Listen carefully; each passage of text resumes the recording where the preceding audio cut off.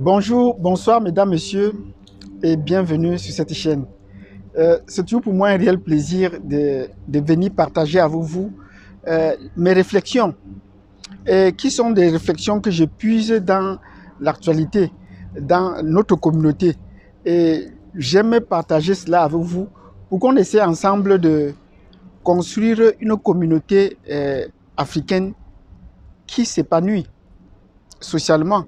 Et pour s'épanouir socialement, il faut que nous nous émancipions, que nous soyons émancipés, que nous émancipions sur le plan intellectuel et que nous émancipions également sur le plan culturel. Ben, il se pourrait donc que depuis quelques années, l'immigration récente des Africains en Amérique du Nord est en train de traverser, est en train de poser de sérieux problèmes aux familles africaines qui arrivent. Et à quoi cela est dû? Nous voulons savoir comment est-ce qu'il faut résoudre ce problème. Et pour savoir, il faut déjà essayer de démonter les mécanismes qui ont conduit à cette situation de crise. Dans la précédente vidéo, j'ai parlé de la crise matrimoniale qu'il y a en Amérique du Nord. Pour le moment, c'est celle que je vis et c'est celle que je m'intéresse à mieux connaître. Et il y a également un commentateur ou une commentatrice qui a laissé un commentaire pour dire même également en Europe, on traverse la même situation. Pour le cas de l'Europe, je n'ai qu'une appréhension, mais je sais qu'il doit avoir de légères nuances. Elle ne peut pas aussi être aussi poussée qu'ici parce que l'immigration africaine en Europe est un peu plus ancienne. Ils ont quand même un héritage sur lequel ils peuvent s'appuyer. Mais ici, nous pensons que l'héritage africain ici, nous n'en avons presque pas. S'il y a eu d'abord, si on veut suivre dans le temps, une première immigration qui a eu lieu au début des années 70, où des intellectuels arrivaient ici au début des années 70, et c'était la mode tout à fait normale que des intellectuels épousent des femmes blanches. Pour eux, c'était un accomplissement. Il s'est avéré que depuis 1990, on est entré dans une seconde phase où les immigrants arrivent de façon officielle. Ce n'est plus de façon insidieuse ou officieuse. Ils arrivent de façon officielle à travers la Green Card aux États-Unis ou à travers le programme d'immigration qu'a lancé le Québec et qui s'est développé dans les autres provinces canadiennes. Donc voilà à peu près la seconde phase de l'immigration. Mais depuis, on peut partir à une troisième phase qui date depuis les années 2000, où on voit de plus en plus de jeunes arriver pour les études et pour le travail, donc, et même les réfugiés également. Donc voilà à peu près les différentes phases, les trois phases que nous pouvons donner dans l'immigration à ce que nous constatons jusqu'à présent. Si vous constatez qu'il y a d'autres phases, faites-nous le savoir. Ce serait un plaisir qu'on partage. Mais pour cette phase qui est arrivée depuis les années 90, et qui est peut-être une phase qui est aujourd'hui assez mature, qui sont venus soit étant constitués comme des familles accomplies, on sent qu'elle a de la peine à s'épanouir dans la société canadienne, dans la société nord-américaine. On a de la peine à s'épanouir. Pourquoi? Parce qu'on constate qu'il y a eu un saut de pieds joints dans un système qu'on ne comprenait pas déjà. On nous a souvent lorgné le rêve américain, le rêve nord-américain, mais sans nous dire les nuances ou les méandres qu'il pouvait avoir dans ces rêves pour un Africain. Or, ce n'est pas aux autres à nous dire comment nous allons nous acheminer là.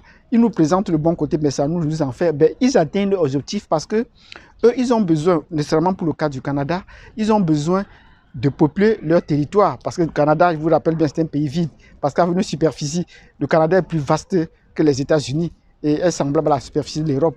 Ben, la population est à peine 35 millions d'habitants. Vous considérez que la densité est très, très faible comparée à celle des États-Unis. Donc, à 30 millions d'habitants, alors que pour une population moindre, pour une superficie moindre, aux États-Unis, ils sont à plus de 350 millions d'habitants. Donc, vous voyez que là, il y a une très grande différence. Donc, le Canada avait besoin de peupler son territoire, d'occuper son territoire et également de chercher la main-d'œuvre. Même si pour le côté américain, l'objectif n'était pas nécessairement de peupler le territoire, le premier objectif en avant, c'était de trouver la population, c'était de trouver des travailleurs qualifiés et un peu hautement qualifiés. Donc, voilà les éléments qui ont poussé à mettre en place une certaine immigration, qui ont favorisé l'immigration des Africains en Amérique du Nord. Et c'est à partir de la deuxième vague, qui est aujourd'hui une vague assez mature, on se rend compte que cette vague traverse une crise. Parce que quand ils arrivent ici, ils cherchent à s'épanouir, mais le système mis en place ne leur permet pas de s'épanouir. Le système mis en place ne leur permet pas de s'épanouir. Parce que le système nord-américain, le système social, le système économique nord-américain ou le système politique même juridique tranche net et même en opposition de face avec les différents systèmes qu'on peut évoquer en partant de l'Afrique. Et ça pose un sérieux problème. Nous n'allons pas revenir sur le cas des différents systèmes en Afrique, mais nous allons essayer de comprendre comment est-ce que fonctionne le système nord-américain, canadien et états-unien. Nous allons essayer de comprendre cela. Ici, la femme est mise en avant. Et pourquoi la femme est mise en avant? La femme a toujours raison sur l'homme. Et nous l'avons dit dans la précédente vidéo, parce qu'il y a une inversion de valeur. L'homme qui se trouvait à la tête de la famille en Afrique se trouve maintenant en deçà, devient le marchepied dans la famille. C'est la femme qui prend le dessus et le contrôle de tout. Et pourquoi est-ce qu'on a mis cela ainsi? Il y a eu un concept qui a été mis en place. Et ça fait partie de ce qu'on appelle un soft power. Et le soft power, nous allons revenir sur une vidéo, ce n'est pas l'objet de cette vidéo, ce qu'on appelle les soft power. Ça veut dire soft power, ça veut dire qu'il y a des astuces intelligentes qui sont mises sur place pour bousculer la société, pour faire une certaine dynamique dans la société avec des répercussions à long terme. Ce n'est pas seulement par la force, parce que par la force, ça va avoir un impact, mais c'est immédiat. Mais à travers les soft power, en développant des concepts et des théories qui peuvent impacter le mental ou la psychologie des personnes, on se rend compte que la société ou les individus peuvent changer et sur le long terme. Et quel est ce concept, un exemple de concept de soft power qui a été mis en place ici, en Amérique du Nord, c'est le féminisme.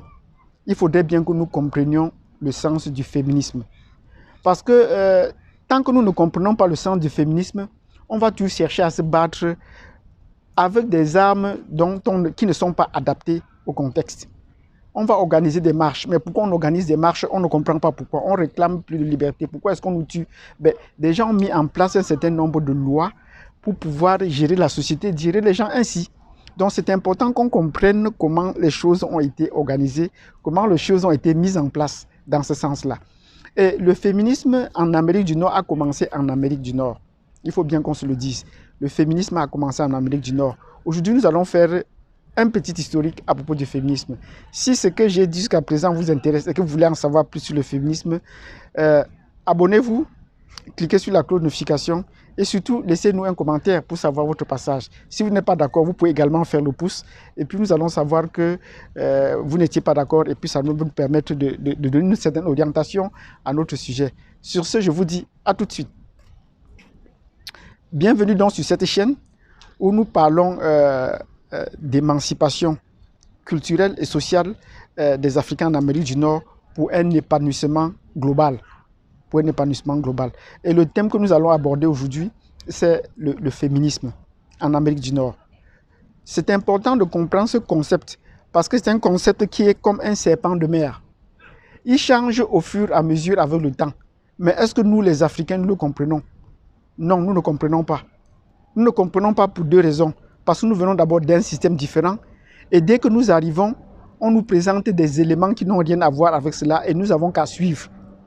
Et quand on ne connaît pas déjà d'où on vient, on ne peut pas comprendre où est-ce qu'on va.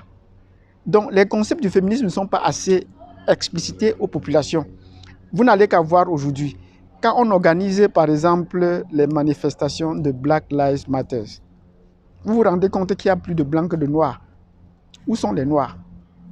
Parce que quand un noir veut réfléchir, pourquoi est-ce qu'il va aller marcher? Qu'est-ce qu'il réclame? Lui-même, il ne sait pas. C'est les autres qui marchent et qui donnent une orientation à ce qu'ils ont à faire. Ils vont entrer dans la marche, là, diluer le concept, diluer les approches. Et après, ils vont vous laisser tranquille. Cela va s'estomper. Cela est en train de s'estomper au fur et à mesure. Parce que les noirs même, qui devaient être au centre de la situation, ils ne sont pas les principaux financiers de cette marche, même si c'est créé par quelques trois noirs. Le noyau central est créé par trois femmes noires déjà. Il faut qu'on se comprenne. Mais quand on a grandi le cercle, au niveau de 7 principaux personnes qui sont autour de ce principal noyau de 3 personnes, on se rend compte qu'il y a déjà des blancs. Là, ça fausse le jeu. Tant que nous ne serons pas en mesure de nous organiser nous-mêmes, de définir nos points sur lesquels on se bat, nos luttes seront toujours diluées et nous allons gaspiller nos forces inutilement. Donc je disais que le féminisme, nous devons nous approprier ce concept-là et l'adapter à notre contexte.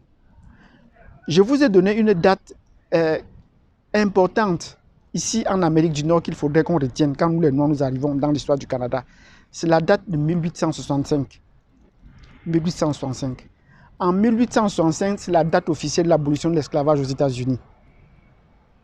C'est la date de l'abolition de l'esclavage. Mais une fois que l'esclavage a été aboli, les Noirs ont été jetés en pâture. Ils n'ont eu ni rétribution, ni récompense. Ils n'ont eu ni terrain, ils n'ont rien eu. Alors qu'à l'opposé, leurs bourreaux, on estime qu'ils avaient subi des pertes. Ils ont été payés jusqu'en 2015 pour le cas des Anglais. Ils ont eu des terrains. Même ceux qui sont arrivés après, on leur a donné de l'espace pour pouvoir s'installer. Or, les Noirs, à partir de ce moment, vont vadrouiller et on va commencer à mettre une série de lois pour essayer de les contrôler.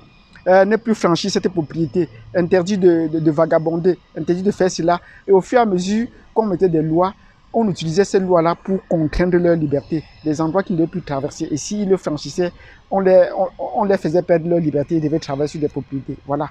Donc 1865 est très important. À partir de ce moment, on va accorder à certains Noirs le droit de vote. Le droit de vote leur sera accordé. Mais ce n'est pas tout le monde qui va bénéficier de ce droit de vote.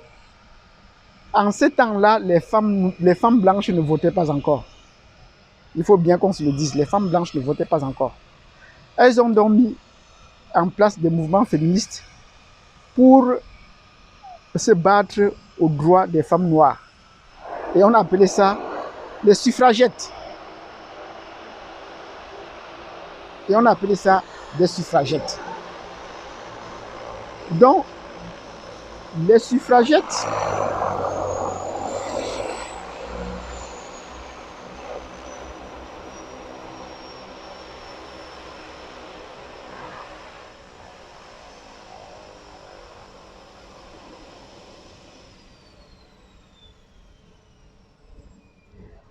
disaient donc qu'à la fin, au début du XXe siècle, les femmes qui n'avaient pas encore le droit de vote se battaient pour avoir le droit de vote. On a appelé cela les suffragettes. Et ces suffragettes, c'était des femmes blanches qui voulaient acquérir le droit de vote. Parce que comment les Noirs pouvaient voter alors qu'elles ne votent pas?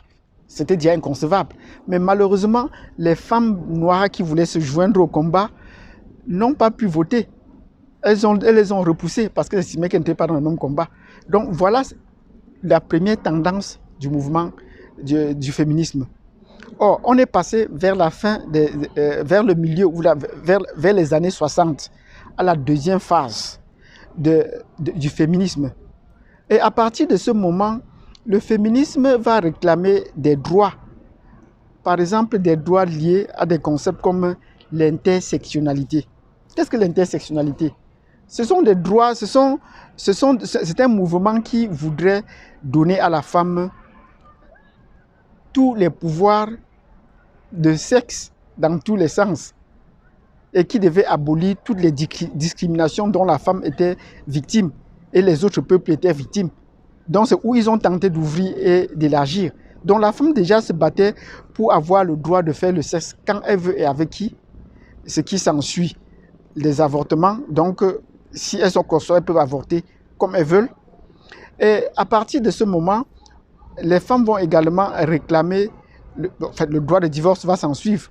On va également réclamer les droits à la différenciation. C'est-à-dire qu'on va chercher à abolir toutes les discriminations. Les discriminations liées à la couleur de peau. C'est à ce moment qu'on va essayer d'accepter certaines femmes noires, liées au genre, liées au sexe, liées à tout ce que vous voulez voir. Donc voilà ce que j'entends par l'intersectionnalité, qui est le concept qui marque la deuxième phase dans les années 60. Donc, ce qu'on se bat donc pour les droits civiques de façon globale, voilà ce que les femmes noires se battent pour, le féminisme se bat pour. Mais vous voyez donc qu'on a évolué d'un pas à l'autre. Et c'est maintenant qu'on intègre les femmes noires. Maintenant, on va passer à une troisième phase, depuis les débuts des années 2000.